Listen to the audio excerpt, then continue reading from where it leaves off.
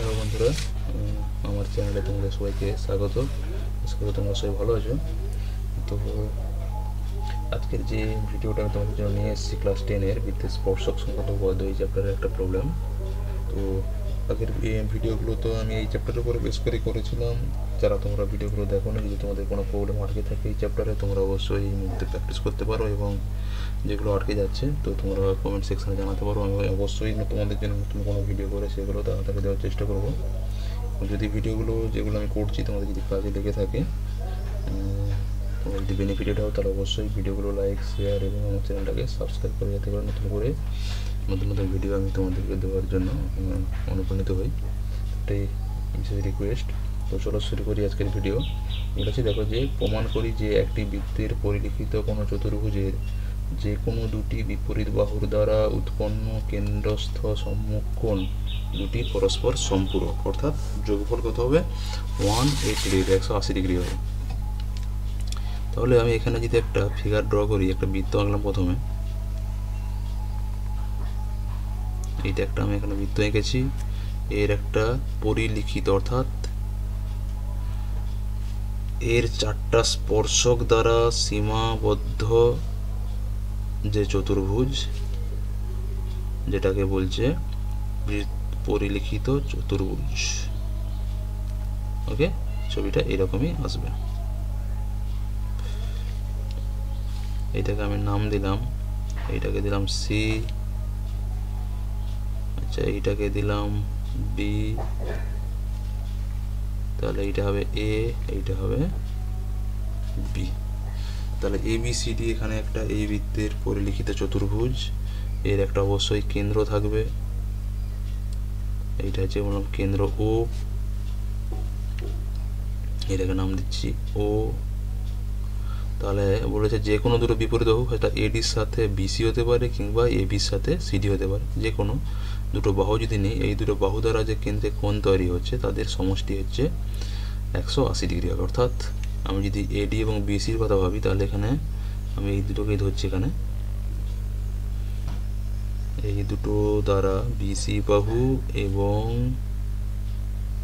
এডি বাহু, এই যে কোণ তৈরি হচ্ছে, অর্থাৎ এখানে বি ও সি কোণ এবং এ ও ডি কোণ, এই দুটো পরস্পর সম্পূরক, অর্থাৎ যোগফল কত হবে? 180 ডিগ্রি হবে। ঠিক আছে, তাহলে আমি এখানে যদি স্পর্শবিন্দুগুলো আগে দেখে নিই, এই স্পর্শবিন্দুগুলোর আমি একটা নাম দিচ্ছি। যে বিন্দুতে এখানে এডি, সিডি, বিসি, এডি সবই কি স্পর্শক এই বৃত্তের, তাহলে এগুলো স্পর্শবিন্দু একটা থাকবে, নাম দিলাম পি, এটা কিউ, এইটা আর, এইটা এস। তাহলে এগুলো যদি স্পর্শবিন্দু হয়, আমি এখানে এগুলোকে যোগ করে দিচ্ছি প্রত্যেকটাকে, ডট ডট দিয়ে দেখাচ্ছি আমি এটাকে, কারণ সবগুলো সলিড লাইন টানলে ছবিটা একটু খারাপ লাগবে দেখতে, তাই আমি এটাকে ডট ডট দিচ্ছি। ওকে, এটাই হচ্ছে ফিগার। তো যেটুকু আমি ছবি আঁকলাম, অঙ্কন যা যা করেছি এখানে, সেগুলো আমি প্রথমে লিখে দিচ্ছি। তাহলে এখানে লিখে দিচ্ছি যে ও কেন্দ্রীয় বৃত্তের এ বি সি ডি হল পরিলিখিত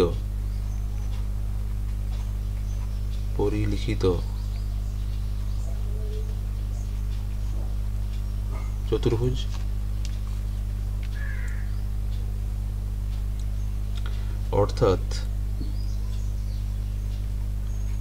অর্থাৎ এ বি, বিসি, সিডি ও এডি হল ওই বৃত্তের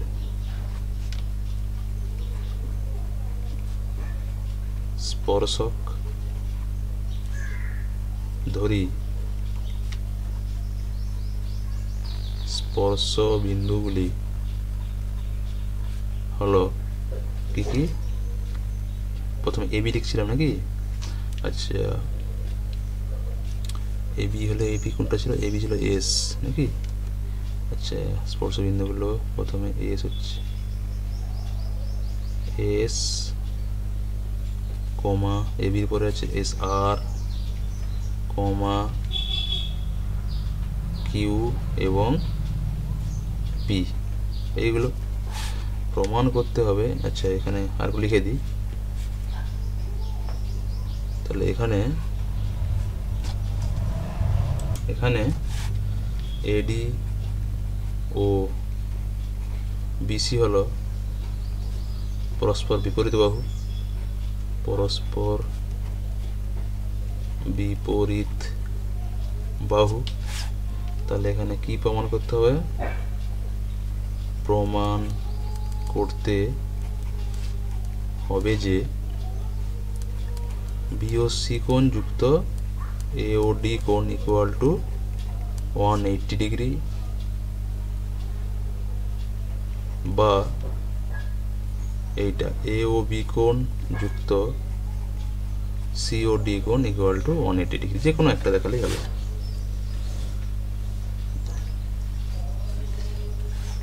তাহলে এখানে অঙ্কন আমি কি করেছি, এখানে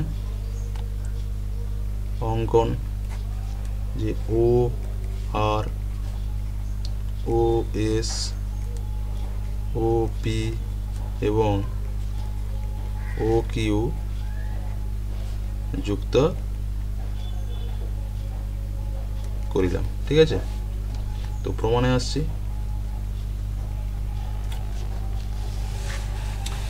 এখানে দেখো, যেহেতু আমি এ বি বিসি সিডি এডি প্রত্যেকটাই প্রকৃতপক্ষে স্পর্শক বলছে এই বৃত্তের ক্ষেত্রে, তাহলে স্পর্শক এবং স্পর্শবিন্দুগামী ব্যাসার্ধগুলোকে পরস্পরের সঙ্গে লম্ব হয়।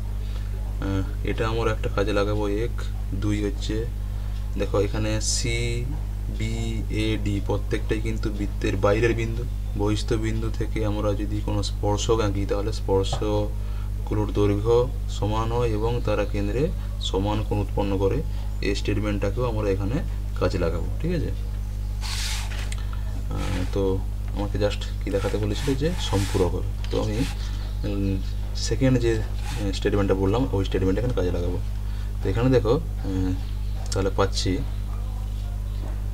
বি ও আর কোণ, পরপর লিখে দিচ্ছি। বি ও আর কোণ equal to B O S কোণ, কমা ওদিকে যাচ্ছে ওটা সিও আর কোণ, সিও আর কোণ ইকুয়াল টু সিও কিউ কোণ, এবং পরেরটায় আসছি ডিও কিউ কোণ, ডিও কিউ কোণ ইকুয়াল টু ডিওপি কোণ, এবং আরেকটা আছে এওপি কোণ, বা হ্যাঁ এওপি কোণ ইকুয়াল টু এও এস কোণ হবে, তাই না? সরি, এও এস কোণ। ওকে, তো একটা কোণটা কাজে লাগালাম, যে কোনো বৃত্তের বহিস্থ কোনো বিন্দু থেকে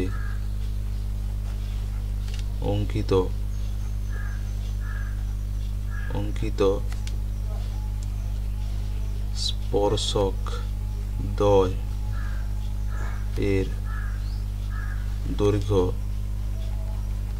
সমান ও তারা কেন্দ্রে সমান কোণ উৎপন্ন করে। আমরা এই স্টেটমেন্ট এখানে কাজে লাগালাম। এবার দেখো এখানে এই পুরো যে কোণটা, এটা কত? 360 ডিগ্রি কোণ। তাহলে আমরা যদি এই কোণগুলোকে আলাদা আলাদাভাবে যোগ করে দিই, পুরোটা কত হবে? 360 ডিগ্রি। আবার যেহেতু দেখো এই কোণগুলোকে প্রত্যেকটা কি ইকুয়াল, তাহলে প্রকৃতপক্ষে দুটোকে না লিখে আমরা একটাকে 2 টাইম লিখতে পারি। একই জিনিস, এটাকে 2 বার লিখতে পারি, এটাকে 2 বার, এই দুটোকে 2 বার। তাহলে সেইভাবে যদি লিখি, কি আসছে দেখো, অতএব দেখো টুয়াইস বিওএস কোণ প্লাস টুয়াইস সিওআর কোণ প্লাস টুয়াইস ওডিপি কোণ, সরি ডি সিওআর, ওকে, ডিওপি কোণ প্লাস টুয়াইস এওপি কোণ। টুয়াইস AOP কোণ ইকুয়াল টু 360 ডিগ্রি, বা এখানে দেখো BOS আর COR, তাহলে BOS কোণ প্লাস COR কোণ, এটাকে আমি ব্র্যাকেটে রাখছি, প্লাস DOP কোণ প্লাস AOP কোণ, এইটা কত হবে 180 ডিগ্রি। আবার দেখো BOS আর COR যোগ করলে সেটা কত পাচ্ছি, দেখো BOC কোণ যুক্ত এখানে আসছে দেখো AOD কোণ ইকুয়াল টু 180 ডিগ্রি। একইভাবে আমরা প্রমাণ করে দিতে পারি যে AOB কোণ যুক্ত COD কোণ ইকুয়াল টু 180 ডিগ্রি। সব প্রমাণিত, খুব সহজ প্রমাণ। জাস্ট আমরা একটা স্টেটমেন্টকে যদি এখানে কাজে লাগিয়ে দিই, সেই স্টেটমেন্টটা এটা অবশ্যই এস, খেয়াল করবে। দেখে নাও প্রথম থেকে আমি দেখাচ্ছি, লেখার সময় বোধহয় একটু সমস্যা থাকে।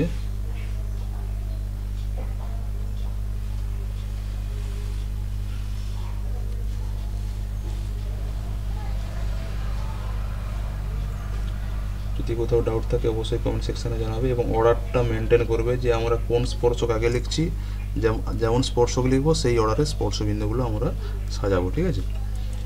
এটা যেটা মাথায় থাকে।